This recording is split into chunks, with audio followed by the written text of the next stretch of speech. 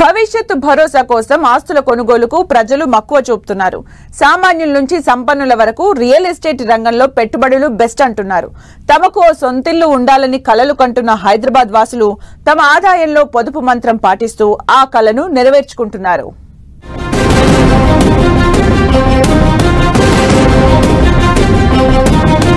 సొంత ఇంటి కల సాకారంపై హైదరాబాద్ వాసుల దృష్టి.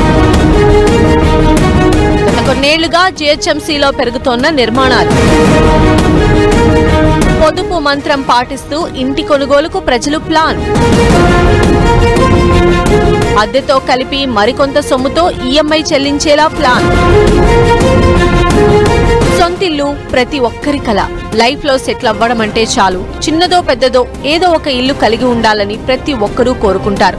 ఇలా ప్రతి ఒక్కరి జీవితంలో సొంతిల్లు అనేది అత్యంత ప్రాధాన్యమైన అంశంగా మారింది. దీంతో రియల్ ఎస్టేట్ రంగం ప్రస్తుతం కొత్త పుంతలు తొక్కుతోంది. ప్రాపర్టీలకు డిమాండ్ పెరగడంతో నిర్మాణ రంగం కూడా అంతే స్థాయిలో వృద్ధి చెందుతోంది. ప్రస్తుతం హైదరాబాద్ సిటీ సెంటర్తో పాటు నగరం నలుమూలలా శరవేగంగా కొత్త ప్రాజెక్టులను చేపడుతున్నాయి నిర్మాణ సంస్థలు. దీంతో ఈ రంగంలో ఉపాధి అవకాశాలు కూడా పెరుగుతున్నాయి.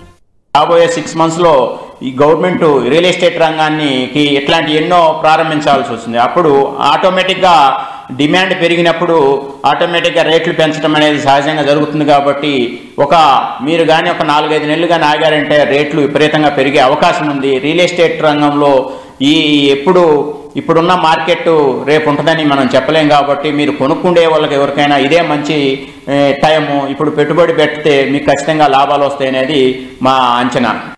అఫోర్డబుల్ హౌసింగ్ కు సెంటర్ గా నిలిచిన హైదరాబాద్ మహానగరంలోని పలు ప్రాంతాల్లో ప్రస్తుతం నిర్మాణాలు జోరందుకున్నాయి. హైదరాబాద్ లో ఉపాధి అవకాశాలు ఎక్కువగా ఉండడంతో ప్రతి ఒక్కరూ నగరం బాట పడుతున్నారు.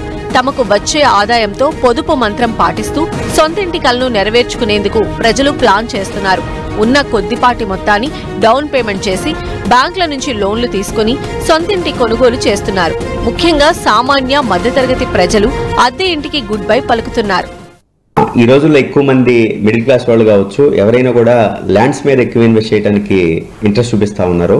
వాళ్ళు ఉన్న డబ్బుతో పాటు ఎక్కువ సేవింగ్స్ చేసుకుని ఇంతకుముందులాగా వేరే వాటి మీద ఇన్వెస్ట్ చేయకుండా గోల్డ్ అదర్ థింగ్స్ మీద కాకుండా ఈ మధ్య ల్యాండ్ మీద ఎక్కువ ఇన్వెస్ట్ చేయాలనుకుంటా ఉన్నారు. ఎందుకంటే హైదరాబాద్లో ఇన్వెస్ట్ చేసిన ప్రతి ఒక్కరు కూడా లాస్ట్ 15-20 yearsలో వచ్చిన అప్రిసియేషన్ ఏదైతే ఉందో చాలా ఎక్కువ. అదేవిధంగా రాబోయే సంవత్సరాల్లో ఇంకా అది ఎక్కువ ఉంటుందన్న ఉద్దేశంతో మెజారిటీ పీపుల్ ల్యాండ్ మీద ఇన్వెస్ట్ చేయడానికి చాలా ఇంట్రెస్ట్ చూపిస్తూ ఉన్నారు. ఇంతవరకు ఉండే సేవింగ్స్ అమౌంట్లు అంటే ప్రతి ఒక్కరు కూడా సేవింగ్ చేసుకుని ఆ అమౌంట్ను కూడా రియల్ ఎస్టేట్లో ల్యాండ్స్ మీద లేదా హౌసెస్ మీద ఎక్కువ ఇన్వెస్ట్ చేస్తూ ఉన్నారు.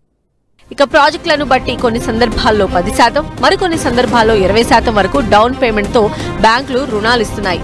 దీంతో తమకు వచ్చే ఆదాయానికి అనుగుణంగా పొదుపు మంత్రం పాటిస్తూ సొంతింటి కలను ప్రజలు నెరవేర్చుకుంటున్నారు. మరికొంతమంది ఇన్వెస్ట్మెంట్ కోసం రెండో ఇంటిని కొనుగోలు చేసేందుకు ప్లాన్ చేస్తున్నారు. ఇంటికి వచ్చే అద్దె మొత్తాన్ని ఈఎంఐగా చెల్లిస్తూ ఇంటిని కొనుగోలు చేస్తున్నారు. ఇక బ్యాంకింగ్ రంగంలో పోటీ పెరగడంతో కొన్ని ఆర్థిక సంస్థలు తక్కువ వడ్డీకే లోన్లను ఆఫర్ చేస్తున్నాయి. బ్యాంక్స్ కూడా మంచిగా సపోర్ట్ చేస్తూ ఉన్నాయి. ఓపెన్ ప్లాట్స్కి కానివ్వండి, అటు హౌసెస్కి కానివ్వండి, వాళ్ళు లోన్స్ ఇచ్చి ఎంకరేజ్ చేస్తూ ఉన్నారు. అదేవిధంగా తెలంగాణ గవర్నమెంట్ కూడా మంచిగా డెవలప్మెంట్స్ చేసుకుంటూ ముందుకు వెళ్తూ ఉన్నారు. దానివల్ల రాబోయే రోజుల్లో ల్యాండ్ అప్రిసియేషన్ అన్నది చాలా ఎక్కువ ఉంటుంది హైదరాబాద్లో. దానివల్ల అందరూ కూడా హ్యాపీగా ఉంటారు.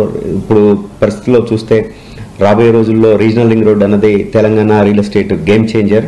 సో ఆ రీజనల్ రింగ్ రోడ్ కనుక ఒక్కసారి కానీ అది శంకుస్థాపన ఈ వర్క్ కానీ స్టార్ట్ అయితే తెలంగాణ రియల్ ఎస్టేట్ చాలా బాగుంటుంది. అదేవిధంగా ల్యాండ్ రేట్స్ అన్నవి చాలా అమాంతం పెరిగిపోతూ ఉంటాయి.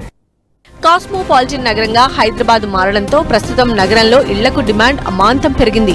ఔటర్ రింగ్ రోడ్డు నుంచి 30 నుంచి 40 కిలోమీటర్లు దాటిన తర్వాత కూడా లేఅవుట్లలో ప్రజలు ప్లాట్లు కొనుగోలు చేస్తున్నారు.